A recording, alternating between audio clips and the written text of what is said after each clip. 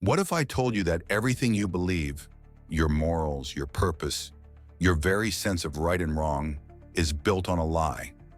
Not because it's false in the traditional sense, but because the very foundation it stands on has crumbled beneath your feet, and you didn't even notice. Imagine waking up in a world where the sun still rises, the streets are still busy, but something is missing. Not an object, not a person, but something deeper, something invisible, yet essential. Meaning. This isn't science fiction. It's not even philosophy in the abstract. It's the world we live in. In 1882, German philosopher Friedrich Nietzsche uttered three words that sent shockwaves through time. God is dead. But this wasn't a celebration. It wasn't an atheist victory cry. It was a funeral dirge, a scream in the dark. Nietzsche wasn't trying to destroy religion. He was mourning its death and warning us about what comes next. Because when God dies, so does everything built on him. Morality, purpose, hope, meaning. We are left staring into an abyss, untethered, with no guiding force, no divine justice, no eternal truth. And the scariest part, we did it to ourselves. Through rationalism, through modernity, through science and skepticism, we dismantled the idea of God, not with violence, but with intellect. We killed God, and Nietzsche knew that when the foundation cracks, the entire structure collapses. So here's the question that haunts us to this day. If God is dead, what remains? And more terrifyingly, are you ready to live in a world where nothing means anything unless you create it yourself? Stay with me, because by the end of this video, your understanding of morality, purpose, and the human condition will never be the same again. Picture a dim, candlelit study in 19th century Germany. Ink stains cover the desk. Dust floats silently through the cold air. Outside, the world is roaring. Factories blaze, trains thunder, and science begins tearing holes in ancient myths. And at the center of it all sits a man, Friedrich Nietzsche. His pen trembles as he writes the words that will haunt human history. God is dead. Why would a philosopher, raised in a religious household, educated in theology, declare something so radical? To understand Nietzsche, we must step into his world, a world on the brink of existential collapse. The late 1800s in Europe were a time of violent transformation. Darwin's theory of evolution had decentered humanity from the top of creation. The Industrial Revolution was turning human life into a mechanical routine. And science, for the first time, offered explanations that didn't require God. But Nietzsche didn't celebrate the shift. He saw the cracks beneath the surface. For centuries, religion was more than just belief. It was structure. It told people what was right, what was wrong, what was sacred, and what was sin. It gave life a narrative, a reason, a hope. Without God, Nietzsche saw something chilling. The structure wouldn't just wobble, it would fall. If people stopped believing in God, they wouldn't just stop going to church. They'd lose morality, purpose, identity. But here's the deeper pain Nietzsche felt. He wasn't saying God never existed. He was saying we have killed him, not by violence, but by growing out of belief, by evolving past the need for him without knowing what comes next. He compared it to a child learning that Santa Claus isn't real. That feeling of betrayal, of abandonment, multiplied by 1,000. The sacred truths weren't just lies. They were lifelines now severed.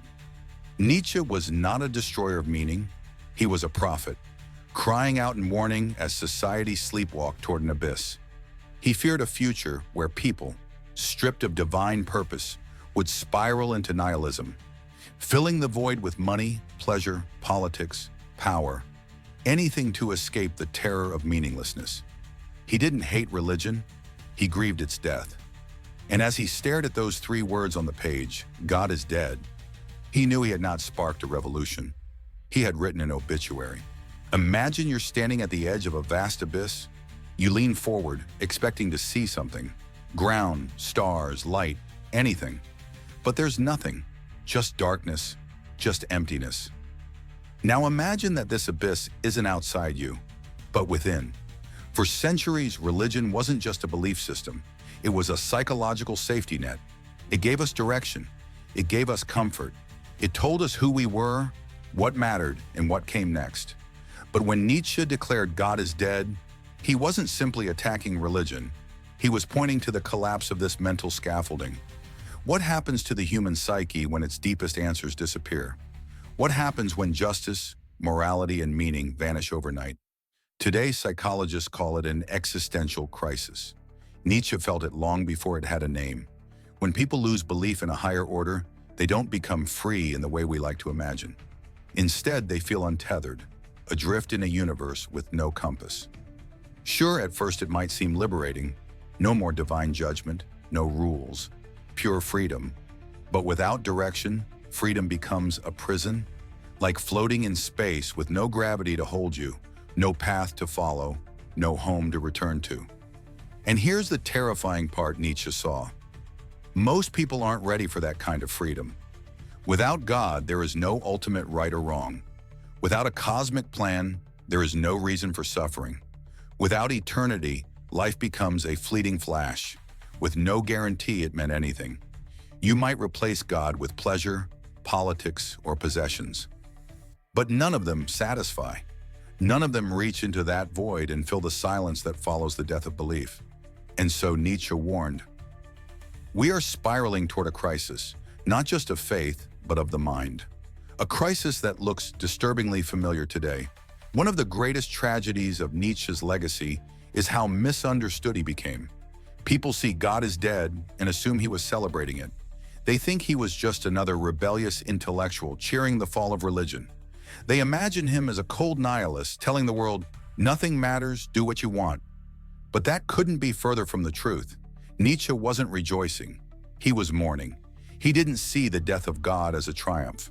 He saw it as a crisis, a spiritual and moral earthquake. Because when belief collapses, it takes everything with it. For thousands of years, religion wasn't just a system of worship. It was the foundation of ethics, justice, compassion, and order. Even modern societies that call themselves secular still rest on moral structures built by religious thought. But once God is dead, those structures start to rot. And Nietzsche feared that people wouldn't be ready for that void. They wouldn't know how to rebuild. Instead, they'd cling to illusions, or worse, fall into nihilism, the belief that nothing matters at all. He predicted a world where people, desperate for meaning, would turn to politics, to ideology, to tribalism, and even to cruelty. And that's exactly what happened. His warnings were twisted by those who didn't understand him. Dictators, demagogues, and ideologues warped his words into weapons. The Nazis hijacked his idea of the Übermensch and used it to justify hate. But Nietzsche hated nationalism. He hated blind obedience. He hated the herd mentality. His philosophy wasn't about domination. It was about transformation. He wasn't saying, God is dead, now destroy. He was saying, God is dead, now create. Create your own values. Create your own meaning. Don't fall into despair. Don't let others define right and wrong. Become the author of your own soul. When Nietzsche said God is dead, he didn't mean people would stop worshiping. He meant they'd start worshiping the wrong things. Because humans are meaning-making creatures. We cannot live in a vacuum. We cannot face the abyss for long without trying to fill it. So what did we do? We replaced religion with consumerism. We worship brands. We measure worth in money and status. We drown in endless distraction, screens, noise, dopamine hits. Or we replace God with ideology. Politics became religion. Parties became tribes. People stopped thinking and started chanting. Others turned to pleasure, believing that if life has no meaning, then at least it can feel good. But the high never lasts, and when it fades, the emptiness grows deeper. Nietzsche saw this all coming. He warned that we'd create false gods, temporary comforts that cannot bear the weight of existence, and the proof is all around us. Depression is on the rise, anxiety is epidemic. People are more connected and more alone than ever before.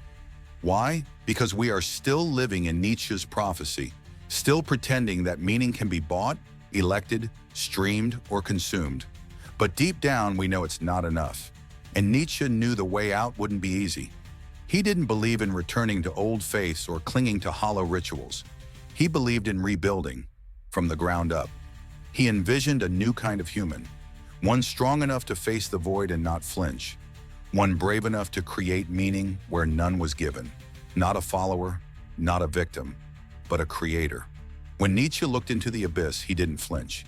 He stared into the darkness and asked, "What now? If God is dead, if meaning is gone, if morality has crumbled, what comes next?" His answer wasn't despair, it was transformation. Nietzsche introduced one of the most misunderstood ideas in philosophy, the Übermensch, or the Superman. Not a comic book hero, not a tyrant, but a person who dares to live without illusions. The Übermensch is the one who sees the world exactly as it is, chaotic, godless, indifferent, and does not run from it. They do not seek comfort in religion or ideology. They do not cling to the old values of a dying world. Instead, they create. They create new values, forged from their own struggle. They become their own moral authority. Their life is not a reaction. It is an act of will. Think of the greatest minds in history. Leonardo da Vinci, who fused art with science. Nikola Tesla, who saw electricity in everything.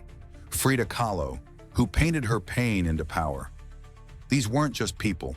They were creators of reality. This is what Nietzsche envisioned.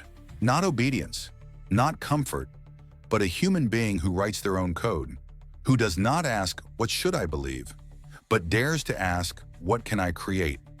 And it's not about ego or dominance.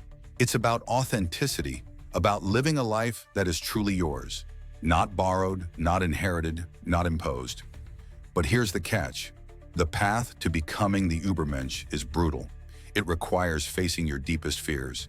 It demands the courage to destroy the old parts of yourself and rebuild from the ashes. Most people don't want that. They want comfort.